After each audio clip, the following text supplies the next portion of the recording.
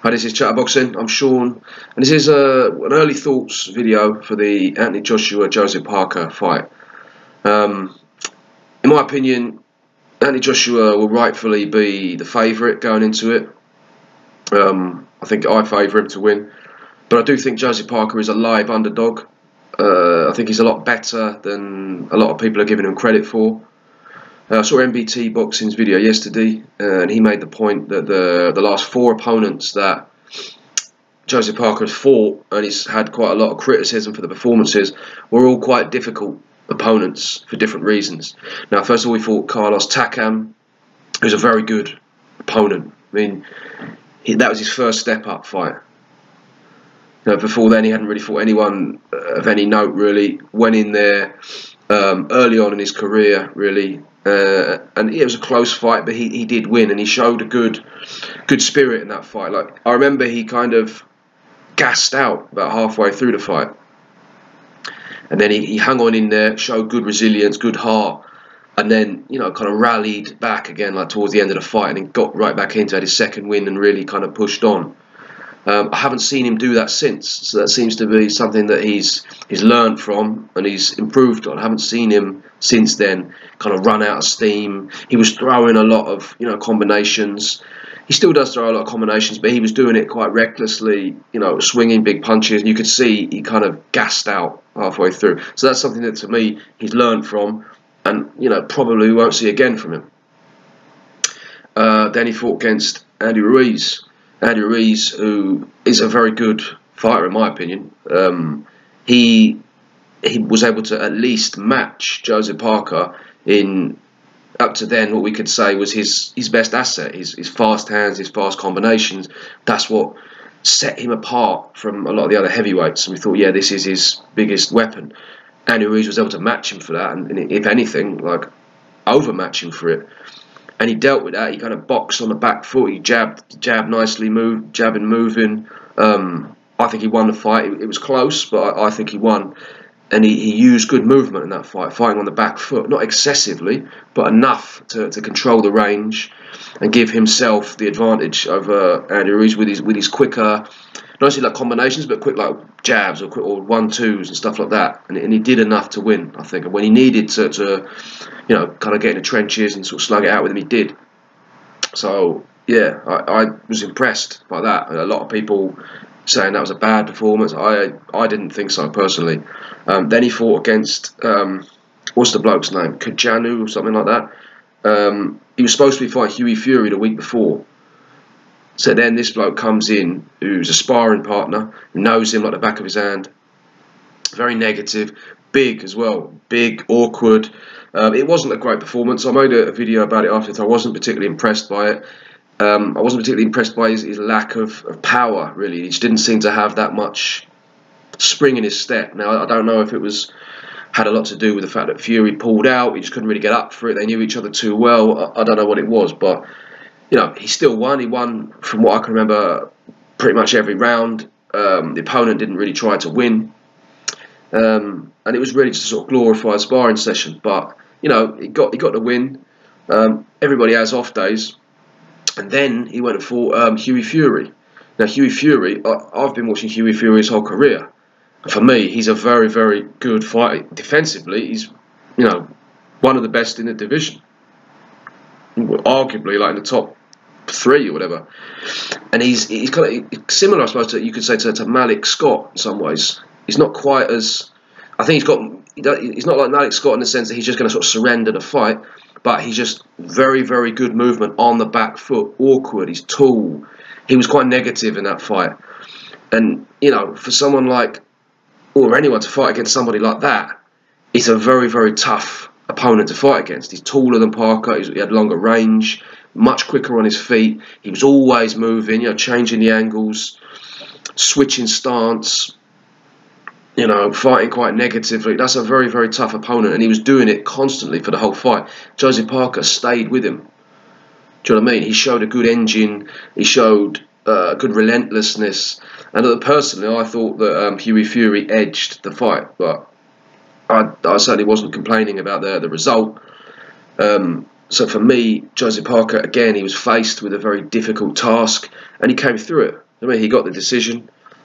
He stayed with Hughie Fury for 12 rounds. And I think if that was Anthony Joshua or Deontay Wilder, they would have had a very, very hard time, Hughie Fury, in that fight. Could they have knocked him out at some point? Maybe. But would they have managed to stay with him and keep the pressure on him as much as Josie Parker did? I don't think so, personally. I mean, maybe time will tell if either of them do ever fight him. But the point is, these are all different tests, and I think that he's going to learn from that. And I don't expect, because he didn't. You could argue that he didn't cut the ring off well enough, but I wouldn't expect him to make the same mistakes again. Based from what I've seen, he tends to, when he's faced with a challenge like that, improve for the next one. So yeah, I think that's given people a bit of a false sense of who Joseph Parker is. Maybe his persona as well. He's quite laid back. He's quite mild mannered. Doesn't really, come across particularly like aggressive or confident. He doesn't really look the part. So I think a lot of people are, overlooking him. I don't think Anthony Joshua and his team will, but I think a lot of fans have got the wrong impression of him and not giving him the credit or the respect that he deserves. In terms of Anthony Joshua, people say that he's got like no chin and all this. Well, I haven't really seen any evidence of that. He got knocked down by Vladimir Klitschko. Well, Vladimir Klitschko, he's no feather duster, man. Do you know what I mean? That right hand is one of the hardest punches in boxing. I mean, he's got like a ridiculous knockout ratio, knocked out like top level, world championship fights against decent opposition. Do you know what I mean? There's no shame in being knocked down by a punch like that, and there's no shame in getting caught by a punch like that, especially at that stage in his career. So again, Anthony Joshua, he's someone you think he gets better. And will he be as susceptible for that sort of right hand in the future? Possibly, but probably less likely than it was before. In any case, Joseph Parker is not Vladimir Klitschko. So you hear like David Higgins saying, he's got no chin. Okay, that's fine. I don't agree with it, but even if it was the case, Joseph Parker is no Vladimir Klitschko. You don't see him just like putting everyone to sleep with a big right hand or like a big left hook. So, if that's their idea, and I don't think it is their idea, but I do think that they've got a bit carried away with that, saying that he got, knocked out in sparring and all this. I don't know. I don't know anything about that. But from what I've seen in the ring, he doesn't look to me like, he's just some Amir Khan. You just sort of hit him once and that's all you need to do. So for someone like Joseph Parker, who hasn't shown me that he's a big puncher, I certainly think he's barking up the wrong tree if that's his game plan. I think the best thing for him to do would be to try and exploit the other weakness of Anthony Joshua that we all see and is very clear, his lack of stamina and his over muscular physique. Because we've seen it in a lot of fights. He does, gas out a little bit. Having said that, I think again though that's something that we will see a bit of improvement on, because a lot of that is putting a bit too much into punches. Maybe with the Klitschko fight as well as the big example, that was a real big occasion. Must have been serious adrenaline in there.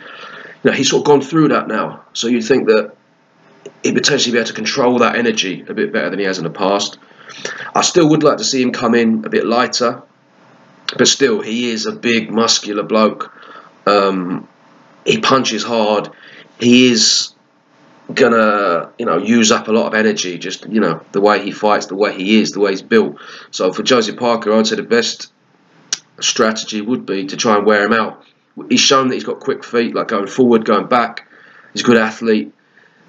I think the best strategy for them would be to try and wear him out, try and box on the back foot, try and keep the fight busy. He's got fast hands, fast combinations, so when you can get the opportunity to, get a load of them in, by all means do it. Get Joshua swinging, missing, chasing you around. As the fight starts to wear on, Joshua normally has moments where he's kind of tired out, and then he'll get a bit of a second wind. So then they need to be very aware of when that is and capitalise on it. But I think that would be the best thing. In terms of going like sort of toe to toe with Joshua, trying to I've got a big chin, he hasn't. Well, I mean, I don't know. Has he got a better chin than Anthony Joshua? Possibly. I mean, he says he's never been knocked down as an amateur, as a professional. That's true, but he's never been hit by anyone like Anthony Joshua either. So, and Anthony Joshua is a combination puncher. Maybe he can take like one punch here, two, but can he take like sustained punishment from Anthony Joshua? I don't know. I don't think so, really. And is he going to be able to just go in and blast out Anthony Joshua? Like, first of all, Anthony Joshua doesn't have a glass chin, in my opinion. And secondly, Joseph Parker's not a big puncher. He might be. Well, he can punch to a certain extent, but he's not Deontay Wilder or Vladimir Klitschko. So I don't think he can necessarily count on that. Another thing I would say is if they do get into the exchanges, he doesn't have a very tight defence like Joshua does. So Joshua, normally you see him punch with the left hand, he's got his right hand protecting himself. Punch with the right hand, his left hand's protecting himself. He's tucked up quite nicely. Do you know what I mean? He's not giving you that many opportunities to hit. And if you are in, and he's got a good variation as well. So you get in the body, you get in the chin. So Joseph Parker, from what I've seen, quite often he'll let his hands go, do his combinations, but he leaves himself quite open when he does it. So bearing in mind, I think Joshua is by far the more powerful puncher and physically stronger. I don't really see him coming off best in those exchanges. Maybe he'll surprise me, but I certainly don't think that's a very good strategy. I've seen Joseph Parker before with his defence, and he'll literally, he'll be sort of blocking out here, or come away in the left hand here, right hand there, leaving big gaps in his defence. Chin in the air, will come back. He'll just sort of step out. He'll step backwards. Anthony Joshua, when he wants to get out of an exchange, if he wants to withdraw, then he'll normally cover himself. He doesn't just step back with his chin in the air. Normally he'll like feint you or something like that, get you off balance, and then when it's safe, then he'll move out of range. Just little subtle things like that I think would make a difference. I think Anthony Joshua is more schooled than him, and yeah, I certainly wouldn't think it was a good idea for Joseph Parker. Just think I'll just go in there toe to toe and just have a shootout, and I trust my chin against his. I wouldn't be doing that if I were him. I don't think he will either, to be honest. I think they know better than that. I think they're going to try to wear Joshua out. I would think that Joshua and his team would be aware of that as well, and hopefully will come in a little bit lighter. He was definitely too big in the last fight. So, hopefully this fight. I think they'll know that Joseph Parker's very quick on his feet. He's a good mover, and I think that's a strategy they'll go for. So hopefully we'll see him, come in a little bit lighter and less likely to just kind of gas out halfway through the fight. But yeah, let me know what you lot think in the comment section. And obviously we'll talk more about it nearer to the time. Thank you very much for watching.